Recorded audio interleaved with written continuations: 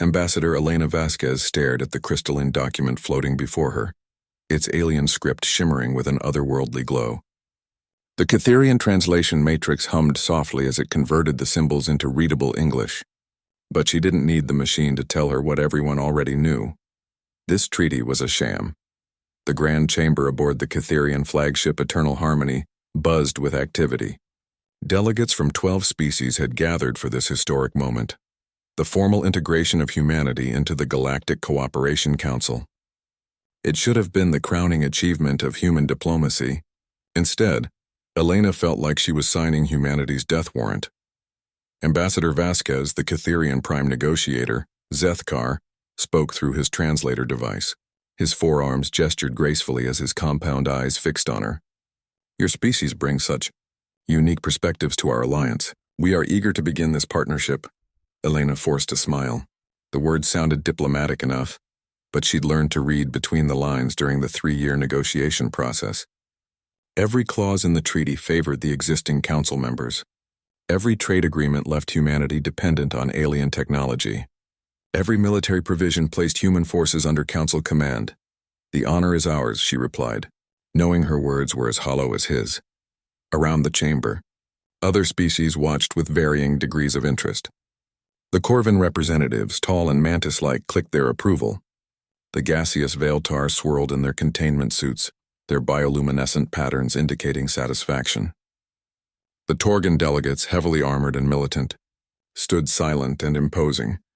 But Elena noticed what others might miss: the subtle tensions, the careful positioning, the way certain species avoided looking directly at the human delegation. They all knew. Every single one of them understood that this treaty wasn't about cooperation. It was about control. Dr. Marcus Chen, humanity's chief science advisor, leaned close to her ear. The quantum signatures don't match, he whispered. The document they're presenting has different molecular markers than our negotiated version. Elena's blood ran cold, though she kept her expression neutral. They'd suspected this moment might come. For months, human intelligence had detected inconsistencies in Catherian communications. Translation errors that seemed too convenient. Meeting schedules that always favored council timing. Resource allocation charts that painted humanity into an economic corner. Ambassador, Zethkar's voice carried a hint of impatience. The ceremony awaits your signature. She glanced at her team. Security Chief Rebecca Torres stood alert, her hand resting casually near her sidearm. General Harrison Webb maintained his military bearing, but she caught the slight tightening around his eyes. They were all thinking the same thing. The last 3 years had been an elaborate charade. Elena remembered the first contact. The Catherian ships had appeared at the edge of the solar system, broadcasting messages of peace and brotherhood. They spoke of a vast galactic community, of shared knowledge and mutual prosperity. Humanity had been so eager to join something bigger than themselves. But as negotiations progressed, disturbing patterns emerged. The Council's version of history painted every species integration as peaceful and voluntary. Yet independent research suggested otherwise. The Veiltar had been a spacefaring civilization for millennia before joining the Council. Now they served as little more than atmospheric processors for Council worlds. The Corvin had once controlled 3 star systems. Now they managed Council food production facilities. There seems to be some concern, Ambassador, observed Thelnas, a Torgan military commander whose scarred exoskeleton spoke of countless battles. His translator carried an amused undertone. Perhaps humans require more time to consider. The challenge was clear. Sign now or be branded as uncooperative. Elena had studied enough alien psychology to understand the implications. Species that refused council integration faced economic isolation at best, military intervention at worst. Not at all, Elena replied smoothly. She picked up the crystalline stylus, its surface warm against her fingers. We simply want to savor this historic moment. As she moved toward the document, her mind raced through the contingencies they'd prepared. Humanity had learned to be paranoid during their short but violent history. While publicly embracing the treaty negotiations, they'd quietly implemented Protocol 7, a comprehensive defense initiative disguised as routine military restructuring. The stylus touched the document's surface, and her genetic signature bonded with the alien materials. Around the chamber, delegates from 12 species, witnessed humanity's formal entry into the Galactic Cooperation Council.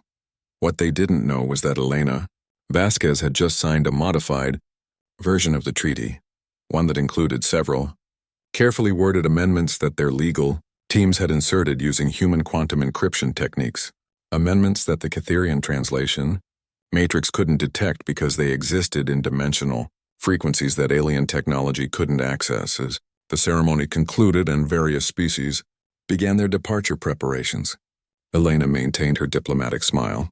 She exchanged pleasantries with other delegates, accepted congratulations, and played her role perfectly. But deep inside, she was already counting down. The Catherians thought they'd just acquired a new subject species. They believed human naivety and desperation for acceptance had blinded humanity to the treaty's true nature. They were counting on human compliance and technological dependence to ensure smooth integration. They had no idea that humanity's greatest strength had always been their ability to adapt, improvise, and survive. They didn't understand that humans had been fighting impossible odds and winning for their entire evolutionary history. As the human delegation prepared to return to Earth, Elena caught General Webb's eye. He gave an almost imperceptible nod. Phase 1 was complete. Now the real work could begin. 3 weeks after the signing ceremony, Captain Sarah Mitchell stood in the observation deck of Luna Station, watching the Catherian cultural exchange ships dock with human orbital facilities. From this distance, the sleek alien vessels looked almost beautiful, their biometallic hulls shifting colors in the starlight. But Sarah knew better. Each ship carried monitoring equipment disguised as diplomatic gifts. "Captain," Lieutenant Commander Zhang approached with a datapad. "The morning intelligence briefing is ready." "It's concerning." Sarah took the pad, scanning through reports from across human space. Catherian observers had arrived at every major human settlement, ostensibly to facilitate the integration process. They were conducting cultural surveys and technological assessments with remarkable thoroughness. "They're mapping everything," she muttered. "Population centers, industrial capacity, defensive installations." "Gets worse," Zhang replied. "The trade agreements they're pushing would make us dependent on their technology within 18 months. Our manufacturing sectors would be completely obsolete." Sarah wasn't surprised. Admiral Chen's intelligence network had predicted exactly this scenario. The Catherians operated like a sophisticated virus, overwhelming host civilizations with technological superiority before systematically dismantling their independence. "Any word from the Prometheus Initiative?" Chang's expression brightened slightly. "Dr. Reeves reports significant progress. The prototype should be ready for field testing within the month." Sarah nodded, feeling a spark of hope. While the galaxy saw humanity as primitive newcomers, they'd underestimated human ingenuity. The Prometheus Initiative represented humanity's most ambitious scientific undertaking, a project that could change the balance of power in ways the Council couldn't imagine. Her communicator chimed with an urgent message from Earth. Admiral Chen wanted an immediate conference with all sector commanders. 20 minutes later, Sarah found herself in a secure holographic conference room alongside military leaders from across human space. Admiral Chen's weathered face appeared at the head of the virtual table, his expression grim. "Ladies and gentlemen, we've received confirmation of our worst fears. Our deep space reconnaissance has identified massive Council fleet movements along our border regions. They're not positioning for protection, they're staging for occupation." Colonel Torres from Mars Command leaned forward. "Timeline? Best estimates suggest 6 months before they're in position. The Catherians are clearly planning to accelerate our integration once they've completed their intelligence gathering." General Harrison Webb's image flickered slightly as he spoke from Europa Base. "Our defensive preparations? Proceeding ahead of schedule. Operation Dunkirk is now fully operational across all human settlements. Every citizen knows their role. Every community has its contingencies. But we can't fight them conventionally." Sarah understood the challenge. The Council commanded resources from dozens of star systems. Their technology was centuries ahead of human capabilities. In a direct military confrontation, humanity would last perhaps hours. However, Admiral Chen continued, "We have advantages they don't expect. Dr. Yamamoto's team has made a breakthrough in quantum field manipulation. The prototype weapons performed beyond our projections.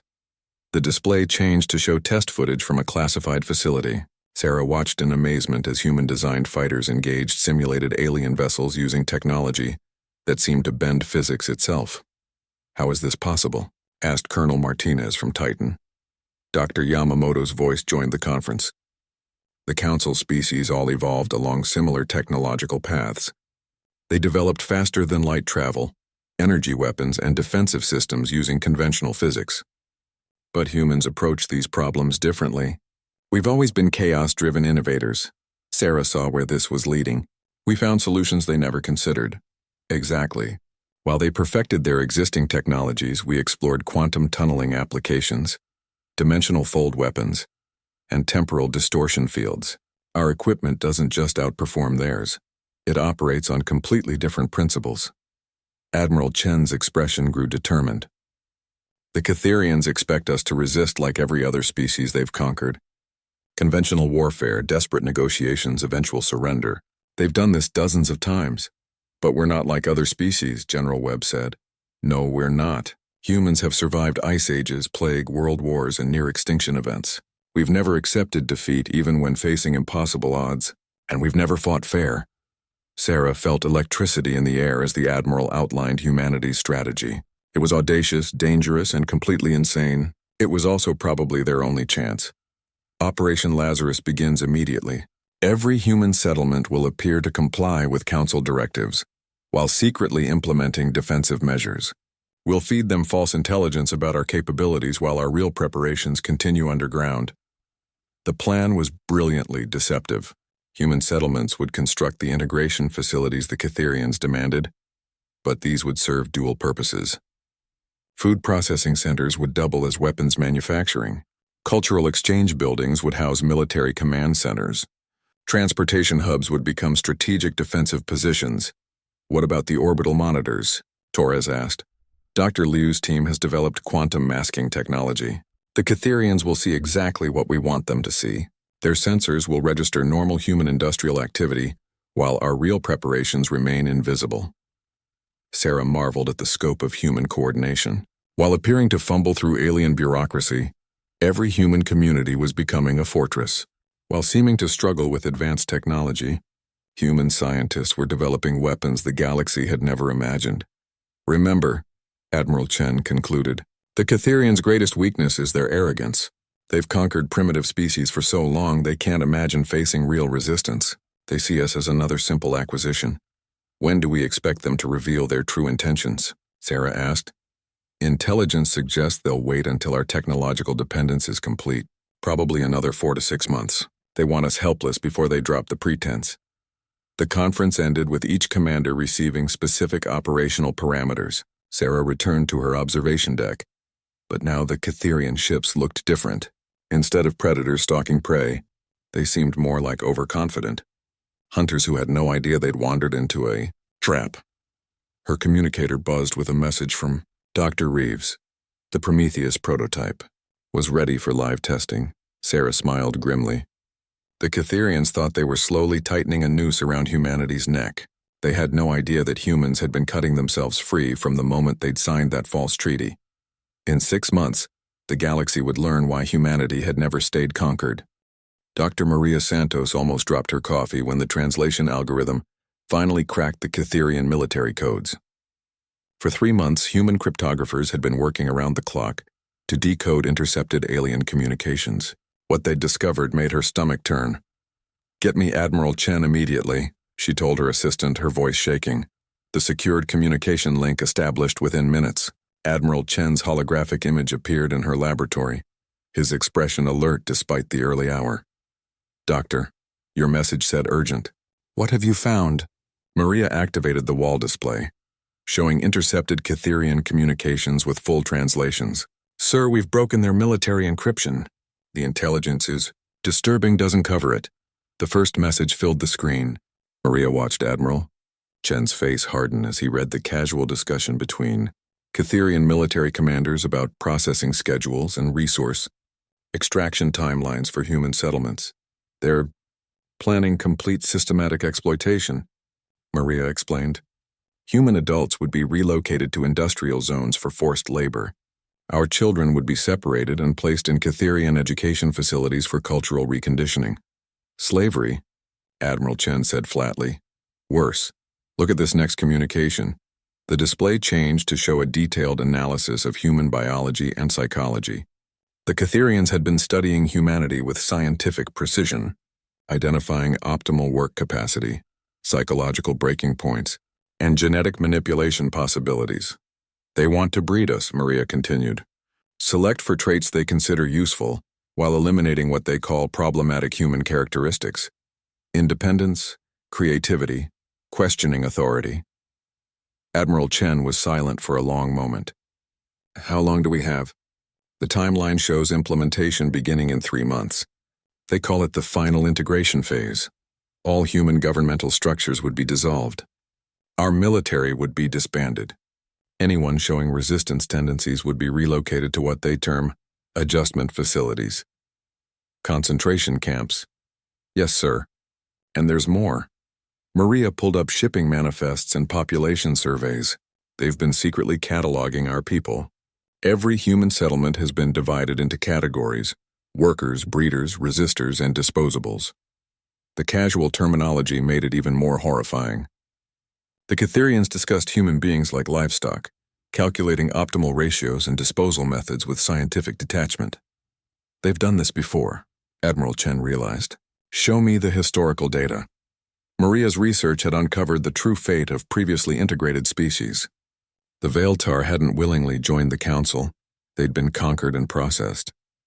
Their gaseous biology made them perfect for atmospheric maintenance, so the Catherians had preserved enough of their population for utility, while eliminating their leadership and cultural identity. The Corvin's insectoid nature made them efficient food producers. The Torgan's warrior culture had been carefully channeled into Council military service, while their independence was systematically destroyed. Every species follows the same pattern, Maria explained. Initial peaceful contact, negotiated treaties that seem beneficial, gradual technological dependence, final subjugation disguised as integration. But something's different about their approach to humanity. Yes, sir.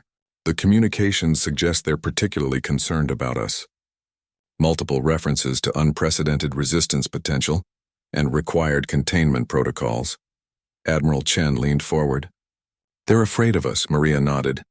Their psychological profiles identify humans as uniquely unpredictable. We adapt too quickly, we refuse to accept defeat, and we have a tendency to find solutions they consider impossible. Good. Fear makes them cautious. Caution makes them predictable. The Admiral's expression shifted to something Maria had rarely seen: cold satisfaction. Doctor, I need you to prepare a full intelligence briefing for the Joint Chiefs. Include everything: the true treaty terms, the integration timeline, their psychological assessments of humanity. Sir, should I also include our countermeasures? No, that information stays compartmentalized. But make sure every human commander understands exactly what we're facing. After the Admiral disconnected, Maria continued analyzing the intercepted data. The depth of Catherian planning was staggering. They'd mapped every aspect of human civilization, identified key resources, and calculated precise methods for breaking human resistance. But as she read through their assessments, Maria began to smile. The Catherians had made a critical error. Their analysis of humanity was based on observing other species and applying those patterns to humans. They understood human technology, human military capabilities, and human political structures, but they completely misunderstood human nature. Their reports described humanity as moderately intelligent but lacking significant technological innovation. They classified human military forces as adequate for planetary defense but unsuitable for galactic conflict. They assessed human psychology as individualistic but ultimately controllable through resource manipulation. They had no idea that humans had been secretly developing technology that made their own innovations look primitive. They didn't understand that human military doctrine was based on fighting superior forces and winning through unconventional tactics. They couldn't comprehend that human individualism was actually humanity's greatest strength, not a weakness to exploit. Maria pulled up the latest reports from Operation Lazarus. While Catherian observers watched human settlements apparently struggling to adapt to Council technology, the real human infrastructure was expanding rapidly underground. Every major colony now had concealed manufacturing facilities producing quantum weapons.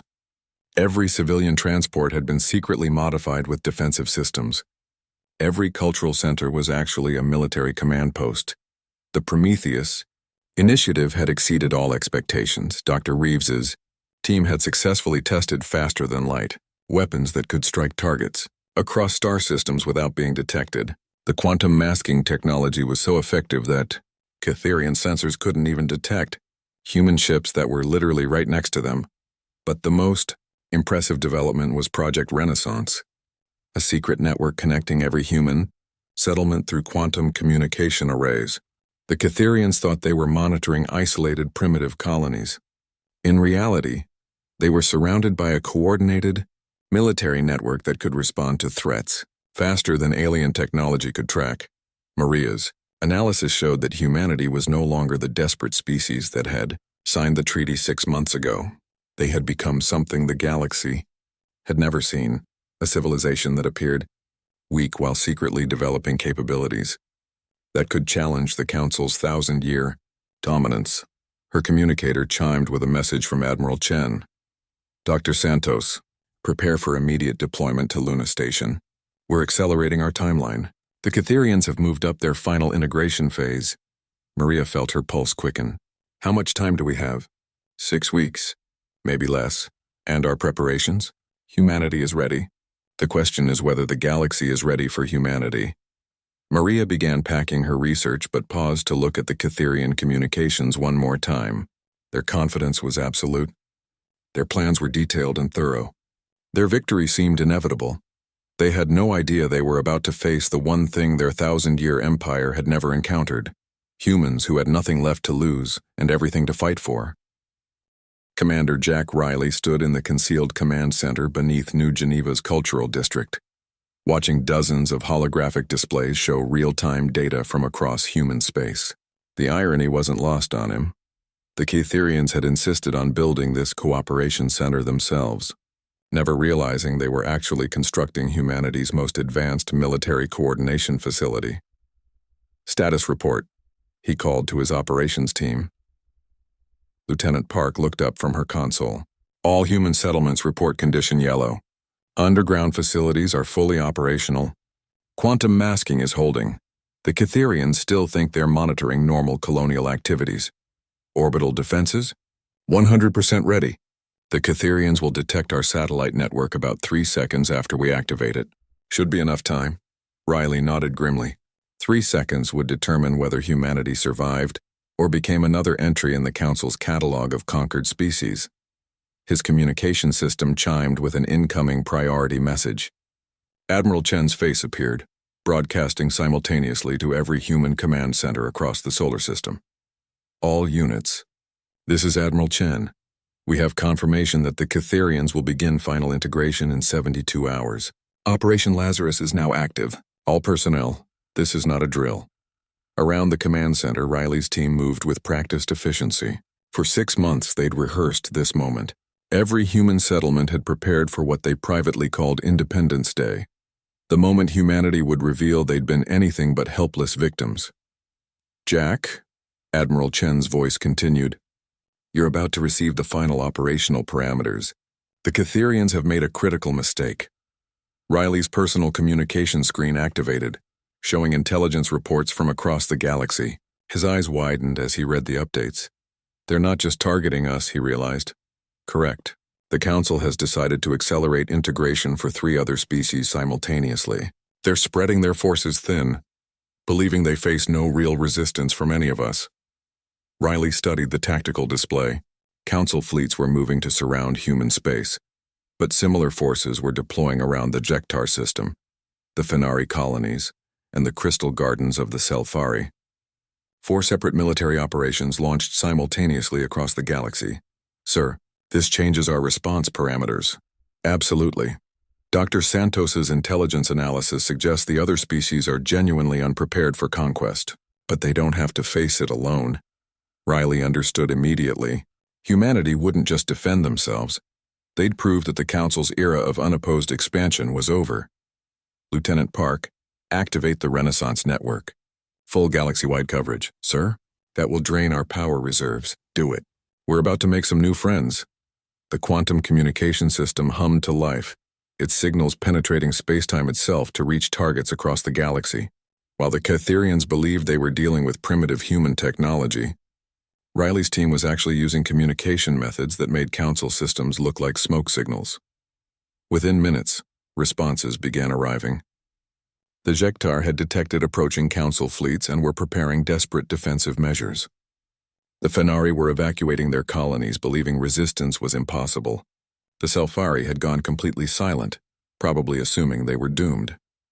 Jack, prepare for Phase 2 of Operation Renaissance, Admiral Chen commanded. Humanity is about to introduce the galaxy to a new concept, voluntary mutual defense. Riley's team began broadcasting on frequencies the Council couldn't monitor, sending tactical intelligence and defensive strategies to the threatened species. The Jektar received blueprints for quantum defense grids. The Fenari got evacuation protocols that would hide their people in dimensional fold spaces. The Selfari learned how to turn their crystal formations into massive weapons arrays. Sir, Park called out, we're receiving responses from all targeted species. They're confused but interested. They've never seen anyone resist the Council, Riley explained. Most of them probably thought conquest was inevitable. His main display lit up with tactical updates from across human space. Every settlement was reporting ready status for defensive operations. But more importantly, human ships were quietly moving into positions the Catherians hadn't anticipated. The Prometheus initiative had produced more than just weapons. They'd developed completely new approaches to space combat. Human vessels could now move through dimensional folds, appearing and disappearing faster than Council sensors could track. Human weapons could strike targets through quantum tunneling, bypassing shields and armor entirely. Commander Riley, Dr. Reeves's voice joined the communication network from the Prometheus facility. Final weapons testing is complete. We're ready to show the Council what innovation actually looks like. Riley reviewed the test results and felt a surge of fierce satisfaction. The Catherians had spent 6 months cataloging human weaknesses, while humanity secretly developed capabilities that would make Council technology obsolete. Doctor, confirm our psychological warfare protocols. Ready for implementation.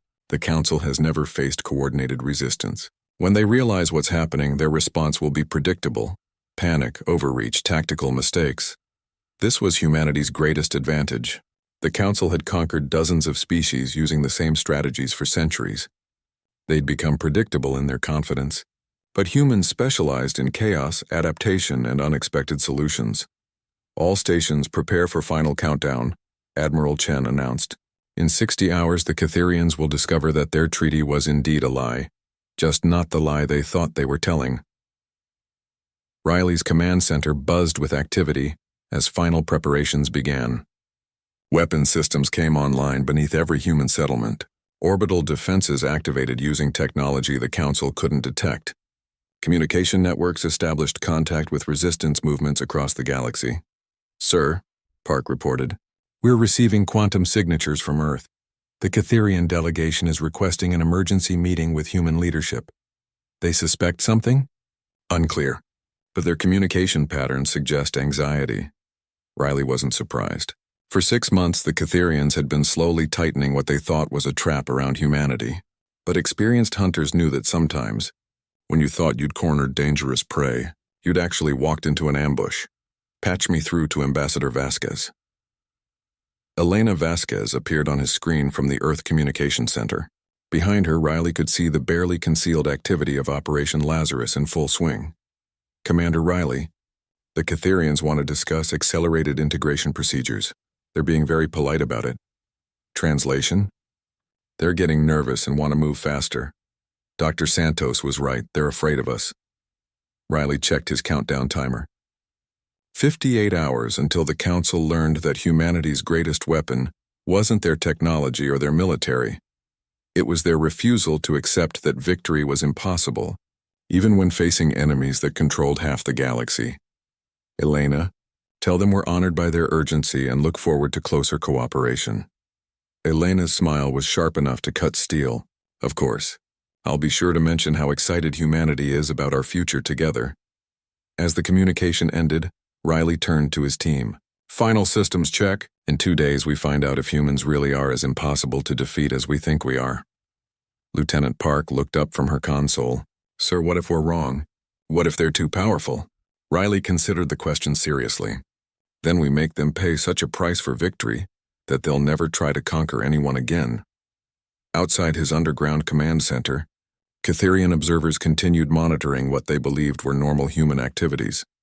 They had no idea that beneath their feet, humanity was preparing to introduce the galaxy to warfare unlike anything the Council had ever imagined. Ambassador Elena Vasquez maintained her diplomatic smile as Prime Negotiator Zethkar entered the conference room aboard his flagship, but she could sense the change immediately. Gone was the polished facade of cooperation. His forearms moved with military precision, and his compound eyes held a coldness that hadn't been there before. Ambassador Vasquez, he began without preamble, there have been significant developments requiring immediate action regarding humanity's integration process. Elena activated her personal recording device. Not that it mattered anymore. According to Admiral Chen's timeline, humanity had approximately 6 hours before the real war began. Of course, Prime Negotiator, how can humanity assist the Council? Zethkar's translator emitted something that might have been amusement. Your cooperation is no longer a request, Ambassador. Recent intelligence has identified concerning developments within human settlements that require immediate corrective measures. 3 more Catherians entered the room, all military personnel, their bio-armor gleaming with threat displays. Elena recognized the species' aggressive posturing. They'd dropped the pretense entirely. I'm afraid I don't understand, Elena replied, though she understood perfectly. Human industrial activity has exceeded predicted parameters. Your population growth rates are inconsistent with our projections. Most concerning, our sensors have detected energy signatures that suggest unauthorized technological development. Elena's heart rate accelerated, but she kept her expression neutral. The quantum masking had failed. Or perhaps the Catherians had finally developed sensors capable of penetrating it. I assure you that all human activities conform to Council guidelines. That ends now. Zethkar activated a holographic display showing the true scope of Council military deployment. Elena's stomach dropped as she saw the massive fleet formation surrounding not just human space, but 3 other star systems. Effective immediately, all human governmental authorities are dissolved. Your military forces will surrender their weapons and report to designated processing centers. Your population will be relocated according to Council workforce requirements. And if we refuse? Zethkar's quad arms spread in what Elena had learned was a gesture of finality. Refusal is not an option. However, to demonstrate Council mercy, we will permit voluntary compliance for the next 6 hours. After that, resistance will be met with appropriate force. Elena stood slowly. Prime Negotiator, I believe there's been a fundamental misunderstanding about humanity's position in these negotiations. Ambassador, your species has been thoroughly analyzed. Your military capabilities are primitive. Your technology is centuries behind Council standards. Your political structures are chaotic and ineffective. Resistance would be suicide. You're absolutely right about one thing, Elena said, activating her emergency communicator. There has been significant technological development that exceeded your projections. The room's lights flickered as Elena's signal reached the hidden quantum transmitters throughout the ship. Instantly, every Catherian monitoring system began reporting impossible readings. What is this? Zethkar demanded as his guards' weapons failed to activate. This is humanity explaining that we've been lying to you for 6 months, just like you've been lying to us. The holographic display changed to show real-time feeds from across human space. What the Catherians saw made their threat postures falter. Every human settlement they'd believed helpless was suddenly bristling with defensive systems that their sensors couldn't even classify. Orbital stations that their instruments had registered as simple habitats were revealing themselves as Fortress-class weapons platforms. Impossible, breathed one of the military commanders. Our intelligence showed primitive colonial development. Your intelligence showed exactly what we wanted it to show, Elena replied. Humanity has been preparing for this moment since the day we signed your treaty. Zethkar's compound eyes darted between the displays showing human defensive systems and his own military reports. Your capabilities are irrelevant. The Council fleet outnumbers human forces 1,000 to 1. That would matter if this were a traditional military engagement, but humanity doesn't fight traditionally. Elena's communicator activated with Admiral Chen's voice broadcasting across the ship's communication system. Attention Catherian forces. This is Admiral James Chen of the United Human Defense Command. You are trespassing in sovereign human space with hostile intent. You have one opportunity to withdraw peacefully. Zethkar's translator emitted what Elena recognized as the Catherian equivalent of laughter. Admiral, your entire species could not challenge a single Council battle group. We offer you the same terms we gave your ambassador. Surrender now or face annihilation. Counteroffer, Admiral Chen replied. Withdraw immediately, or discover why humanity has never stayed conquered. The displays around the room suddenly filled with tactical data that made the Catherian military commanders step backward. Human ships were appearing throughout Council fleet formations, not approaching from outside, but materializing directly among the alien vessels using technology that made faster-than-light travel look primitive. This is impossible, Zethkar repeated, but Elena could hear uncertainty creeping into his voice. No, Prime Negotiator. This is innovation. While you were cataloging our weaknesses, we were developing capabilities you never imagined. The main display showed the battle beginning across multiple star systems. But what the Catherians were witnessing wasn't traditional space combat. It was something entirely new. Human weapons struck targets through dimensional folds appearing inside enemy shields. Human ships moved through space-time itself, attacking from directions that didn't exist in conventional physics. Your sensors can't track our movements because we're not moving through normal space, Elena explained as Catherian fleet formations began to collapse in confusion. Your weapons can't hit targets that exist in multiple dimensions simultaneously. Your shields can't stop attacks that originate from inside your own defensive perimeter. But the most devastating revelation came when the displays showed other star systems. The Jektar Fenari and Selfari weren't simply defending themselves. They were using human-provided technology to implement coordinated resistance strategies. You're not just fighting humanity, Elena continued. You're fighting the first galactic alliance organized specifically to oppose Council expansion. Zethkar's quad arms trembled as he processed the implications. This is unprecedented. No species has ever resisted integration successfully. No species has ever been contacted by humans before their integration attempt.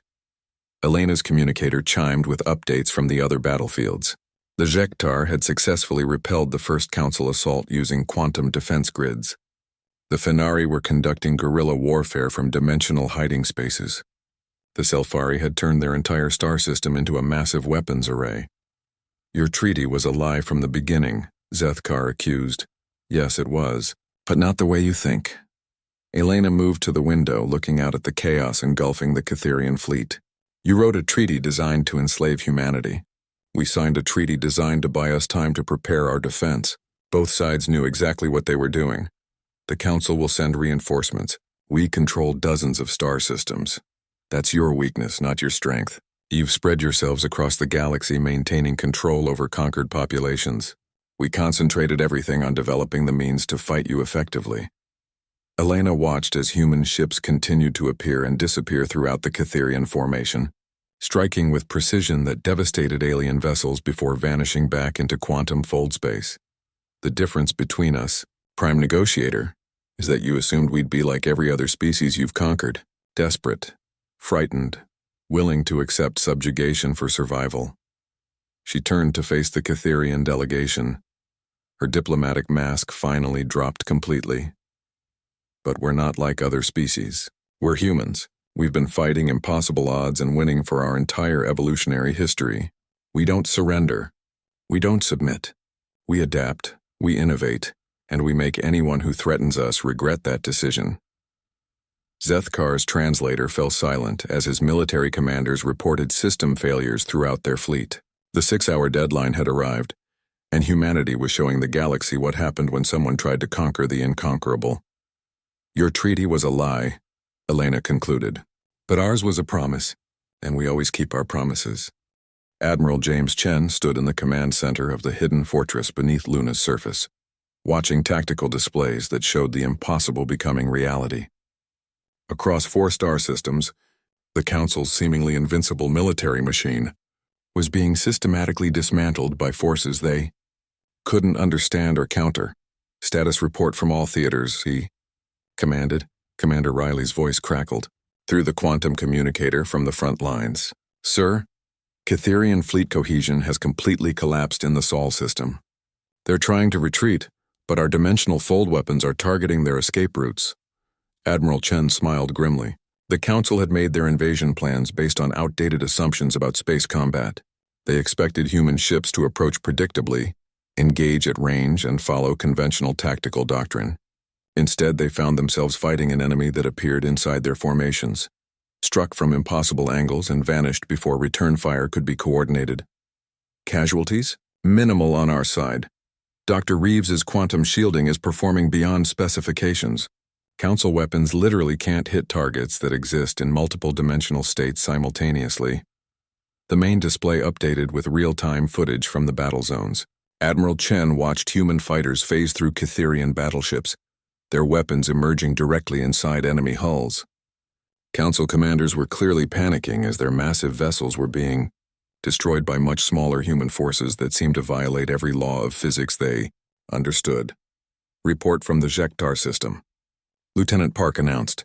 Admiral Chen activated the communication link. The Jektar commander's translated voice carried notes of amazement and gratitude. Admiral Chen, your technological assistance has exceeded all expectations. Council forces are retreating from our outer colonies.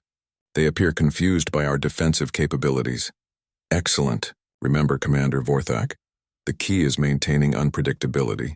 Don't let them adapt to your tactics. Understood. Admiral, our species owes humanity a debt that cannot be measured. No debt required. We're allies now. Admiral Chen switched to reports from the Fenari colonies. The insectoid species had embraced human guerrilla warfare techniques with remarkable effectiveness. Their natural ability to operate in swarm formations, combined with human-designed dimensional hiding technology, had turned their star system into a nightmare for Council occupation forces. Admiral, the Fenari Hive commander buzzed through the translator. Council ground forces are completely unable to locate our population centers. Your dimensional fold shelters have made our colonies effectively invisible. How are they responding? Randomly attacking empty areas and growing increasingly frustrated. Several Council commanders have made tactical mistakes that we've exploited successfully. Admiral Chen nodded with satisfaction. The Council's weakness was becoming apparent. They'd never faced coordinated resistance before. Their battle plans relied on overwhelming technological superiority and enemy desperation. When faced with organized opposition using superior technology, their command structure couldn't adapt quickly enough. Sir, Dr. Santos called from her intelligence station, we're intercepting Council emergency communications. They're requesting immediate reinforcements from their core systems. How long before those reinforcements arrive? At least 6 days using conventional faster-than-light travel. But Admiral, their communications suggest panic at the highest levels. They're describing our capabilities as impossible and unprecedented. Admiral Chen reviewed the intelligence reports with growing satisfaction. The Council had built their empire on the assumption that they possessed the galaxy's most advanced technology. Discovering that primitive humans had developed superior weapons was causing systemic shock throughout their command hierarchy. Dr. Reeves, status of Operation Prometheus? Dr. Reeves's voice carried excitement barely contained by scientific professionalism. Sir, our quantum tunneling strike capabilities are ready for long-range deployment. We can now target Council fleet concentrations up to 50 light-years away. Preparation time? Immediate, sir. The dimensional fold weapons can strike any target in Council space without warning or possibility of interception. Admiral Chen considered the implications. Humanity now possessed the ability to attack Council home systems directly, bypassing their defensive fleets entirely. It was the kind of strategic advantage that could end wars before they truly began. Sir, Commander Riley's voice interrupted, we're receiving surrender requests from multiple Council vessels. Terms? They're offering to withdraw from human space in exchange for safe passage. Admiral Chen paused. This was the moment that would define humanity's relationship with the galaxy going forward. They could accept partial victory and maintain the status quo, or they could use their advantage to ensure the Council could never threaten anyone again. Patch me through to all Council forces in human space. the communication link established with remarkable clarity. Admiral Chen's voice would reach every Council ship simultaneously, carried by quantum communication technology that made their own systems look primitive. Attention, Council forces. This is Admiral James Chen of the United Human Defense Command. You came here to conquer and enslave humanity. That was a mistake. He gestured to Lieutenant Park, who began broadcasting tactical data showing the full scope of human military capabilities. Council commanders across 4-star systems watched in horror as they realized their entire fleet had been engaged by only a fraction of humanity's actual military strength. However, humanity doesn't seek galactic domination. We seek something you've never offered any species: genuine cooperation between equals.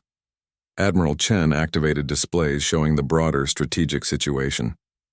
Council military forces were in retreat across multiple sectors, not just because of human intervention, but because other species were finally fighting back using human-provided technology and tactics. The era of unopposed Council expansion is over. From this moment forward, any attempt to forcibly integrate unwilling species will be met with coordinated resistance.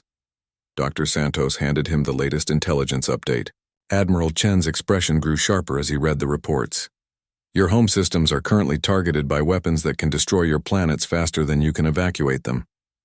Your fleets are scattered and demoralized. Your subject species are beginning to demand independence. The communication channels buzzed with frantic Council responses, but Admiral Chen cut them off with a gesture. You have one choice. Withdraw immediately from all 4 systems currently under attack and begin negotiations for a new galactic framework based on voluntary cooperation rather than conquest. And if we refuse, Zethkar's voice crackled through the communication system. Then you discover exactly how creative humans can be when we decide someone needs to be stopped permanently. Admiral Chen nodded to Dr. Reeves, who activated a demonstration that sent shockwaves through every Council commander. An uninhabited moon in the outer system simply disappeared, not destroyed by weapons fire, not shattered by explosions. It ceased to exist as human dimensional fold technology erased it from reality itself. The choice is yours, Prime Negotiator. But choose quickly. Human patience has limits, and you've already exceeded most of them. The communication fell silent except for increasingly panicked conversations between Council vessels. Admiral Chen watched the tactical displays as Catherian ships began withdrawing from all 4 systems, their retreat routes carefully monitored by human forces that could strike them at any moment. Sir, Lieutenant Park reported, all Council forces are falling back beyond the designated safety perimeter. And the other species? The Jektar, Fenari, and Selfari are requesting continued alliance with humanity. They want to discuss forming a defensive confederation. Admiral Chen smiled. The galaxy was about to discover what happened when you tried to conquer a species that specialized in turning impossible situations into unlikely victories. Open a channel to all allied forces.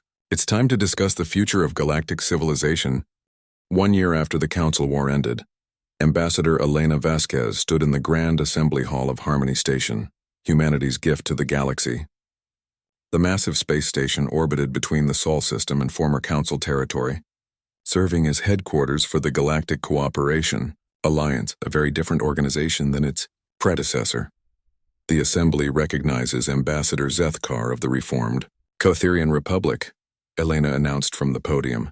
The former Prime Negotiator approached the speaking platform with movements that seemed almost humble compared to his previous arrogance. The past year had transformed not just the Catherians, but every species that had once belonged to the Council. Honored delegates, Zethkar began, his translator carrying notes of genuine respect.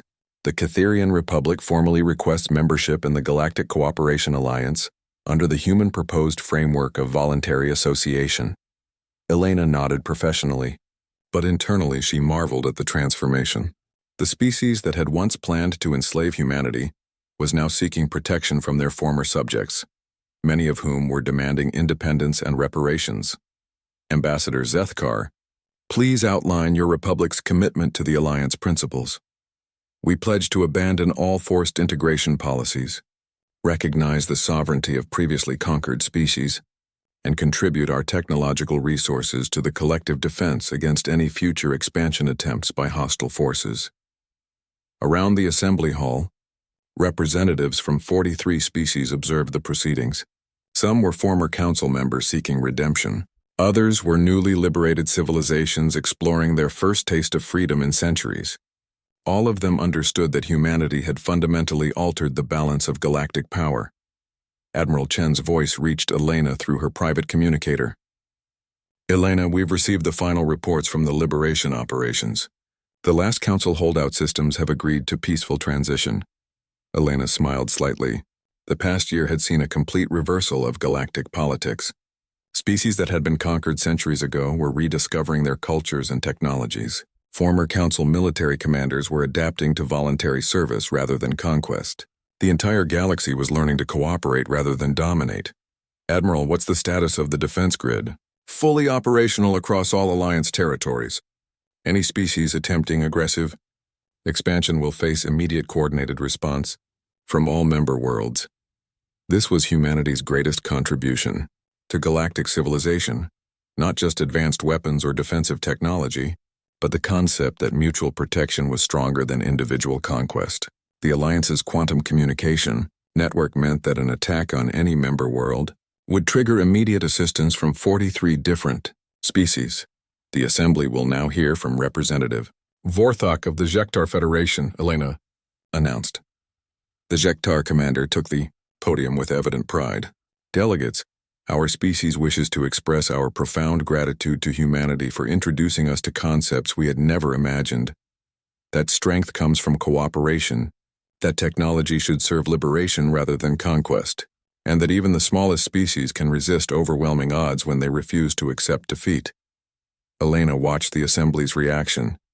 Many species were still adjusting to the idea that they could speak freely, make their own decisions, and expect protection from aggression. The psychological changes were as significant as the political ones. However, Vorthok continued, we must address the question that concerns all former council territories. What happens when humanity decides our cooperation is no longer beneficial? The question hung in the air like a challenge. Elena had been expecting it for months. Many species remained nervous about humanity's unprecedented military capabilities and their seemingly altruistic behavior. Elena stood, activating the Assembly's main display to show the current distribution of human forces throughout the galaxy. Representative Vorthok raises an important concern that deserves a direct response.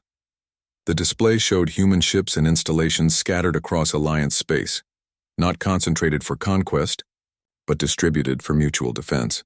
More importantly, it showed human technology being shared freely with all Alliance members. Humanity's military doctrine is fundamentally different from the Council's approach, Elena explained.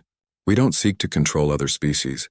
We seek to ensure that no one can control any species without their consent. She gestured to the tactical display showing real-time monitoring of potential threats throughout the galaxy. Our defensive network exists to prevent the rise of another Council-style empire, including ourselves. We've specifically designed our alliance structure to prevent any single species from dominating the others. Dr. Santos's voice joined the communication from Earth. Elena, show them the constitutional safeguards. Elena activated another display showing the Alliance Charter, a document that limited humanity's authority just as much as any other member species. Humanity has voluntarily restricted our own expansion capabilities. We cannot annex territory, impose governments, or demand tribute from any Alliance member. But you could ignore those restrictions, pressed another delegate from the Selfari Collective. Yes, we could, Elena admitted.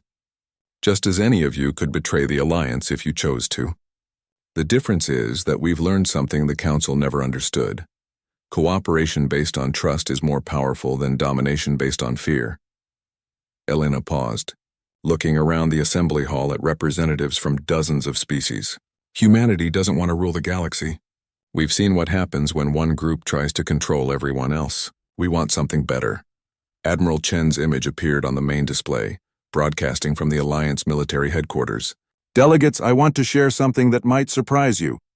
Humanity's military has been steadily reducing its size since the Council War ended. The tactical displays showed the surprising truth. Human military forces were actually smaller now than during the conflict.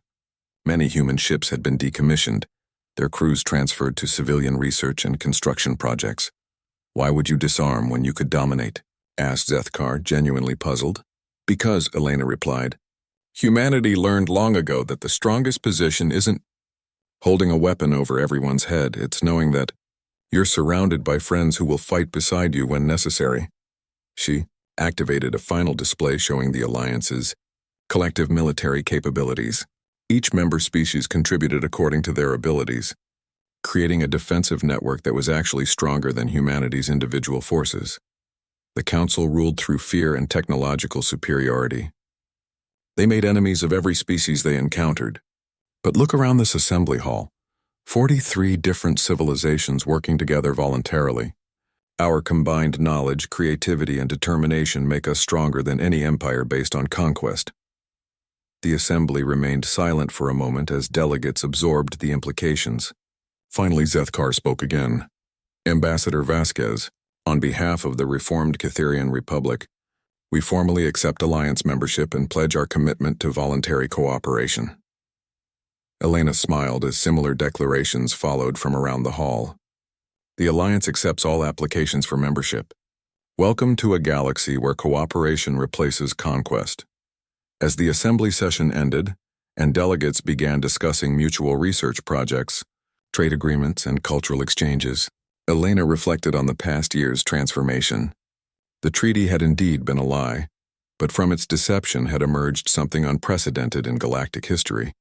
A civilization based on choice rather than force, cooperation rather than domination, and the radical idea that everyone deserved the right to determine their own destiny. Dr. Santos approached Elena as the hall began to empty. "Think it will last?" Elena looked out through the massive viewing windows at ships from dozens of species working together to expand the station's capabilities. Human engineers collaborated with Jektar scientists, while Fenari architects designed new residential sections for growing diplomatic populations. "The council lasted 1,000 years through fear," Elena replied. "Let's see how long something can last when it's built on hope." Outside Harmony Station, the galaxy continued its ancient dance among the stars. But now, for the first time in centuries, that dance included the music of freedom, and humanity had taught the galaxy how to hear it.